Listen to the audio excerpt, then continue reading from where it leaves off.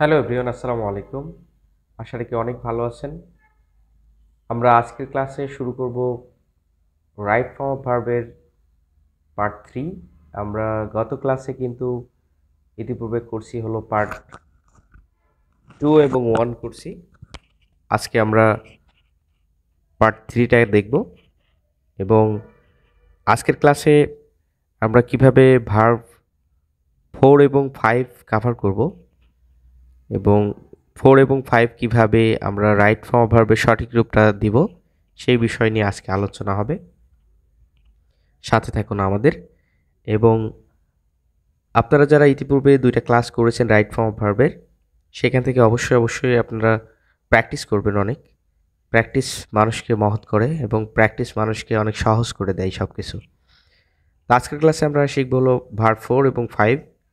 আর verb 4 আপনারা জানেন ভার্বের সাথে আইএনজি, এবং ভার্ব 5 এস বা ইএস কীভাবে হবে সেটা দেখব। তো প্রথমত আমরা ভার্ব 4 ভার্ব প্লাস আইএনজি হয় কখন সেই বিষয়গুলো একটু দেখে নিই। আপনারা জানেন যে সমস্ত প্রকার কন্টিনিউয়াস টেন্সে কিন্তু ভার্বের সাথে আইএনজি হয়, কিন্তু আমাদের কন্টিনিউয়াস টেন্স জানার সাথে সাথে ব্যতিক্রম কিছু নিয়ম রয়েছে, সেইগুলো একটু দেখি। একই সেন্টেন্সে যদি ডাবল ভার্ব থাকে তাহলে ভার্বের সাথে আমরা আইএনজি করব। যে ভার্বটা ব্র্যাকেটে পাবেন অবশ্যই 2টা ভার্ব আছে একই সেন্টেন্সে, সেক্ষেত্রে আপনারা কিন্তু যে ভার্বটা ব্র্যাকেটে থাকবে সেটার সাথে আইএনজি করে দেবেন। আমরা এখানে একটা এক্সাম্পল দেখছি, আই স্টপ রাইটিং। এখানে স্টপ যেহেতু একটা ভার্ব রয়েছে, রাইটিং এখানে রাইট থাকতে পারে বা রাইটটা ব্র্যাকেটে থাকতে পারে, সেক্ষেত্রে আমরা কিন্তু এখানে দেখতে পাচ্ছি রাইটিংটারে আইএনজি করেছি। তো আমরা এইভাবে করে অনেক বাক্য পাবো যেটা ডাবল ভার্ব থাকবে। তো ডাবল ভার্ব থাকলে অবশ্যই যে ভার্বটা ডাবল থাকবে এবং ব্র্যাকেটে থাকবে সেটার কিন্তু আইএনজি আমরা করে দেব। এবং তার পরবর্তী নিয়ম, প্রিপোজিশনের পরে যদি কোনো ভার্ব থাকে, টু ব্যতীত যত প্রিপোজিশন আছে সব প্রিপোজিশনের পরেই যদি ভার্ব ব্র্যাকেটে থাকে তাহলে অবশ্যই ভার্বের সাথে আইএনজি করে দেবেন। যেমন বাই এখানে প্রিপোজিশন, তারপরে কিন্তু রিড রয়েছে, কিন্তু আমরা সেটা রিড না রিডিং করে ফেলেছি, কারণ বাই প্রিপোজিশন এরপরে ভার্ব রয়েছে রিড, যার জন্যে রিডটারে আইএনজি করে দিয়েছি এখানে।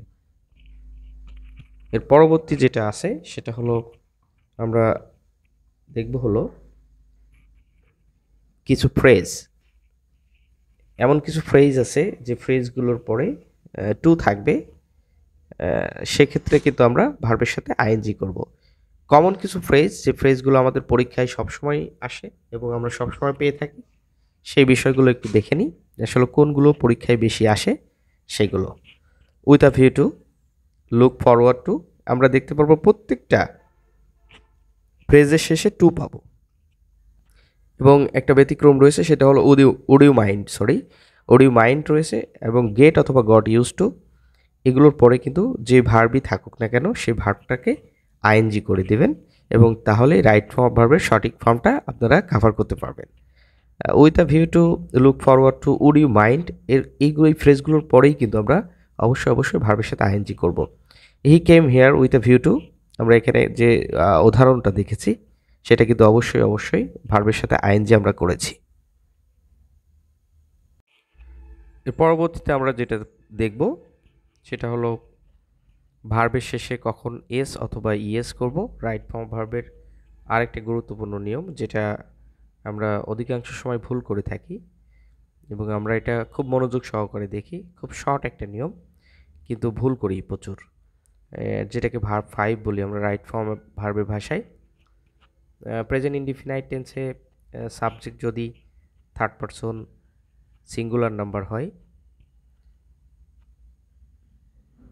নাম্বার যদি হয় তাহলে আমরা ভার্বের শেষে এস অথবা ইএস ব্যবহার করব। আমাদের বেসিক রুলসে এস এবং ইএস কোথায় হবে সেটা নিয়ে আলোচনা করা আছে।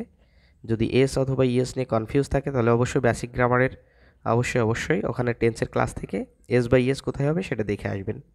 এবং আমরা থার্ড পারসন সিঙ্গুলার নাম্বার নিয়ে ইতিপূর্বে বহুবার আলোচনা করেছি, তারপরেও আমরা আবারও লিখছি হি শি ইট, এবং সিঙ্গুলার কোনো নাউন যদি হয় তাহলে সেটা থার্ড পারসন সিঙ্গুলার নাম্বার।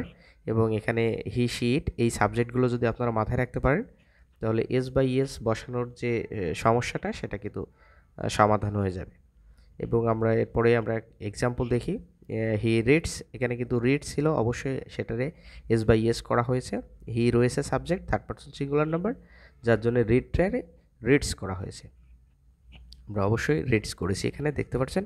এরপরে আমি যদি পরবর্তী উদাহরণে যাই, তাহলে শি ক্যাসেস, ক্যাসাসে আমরা অবশ্যই ইয়েস করেছি, catches a fish, she catches a fish.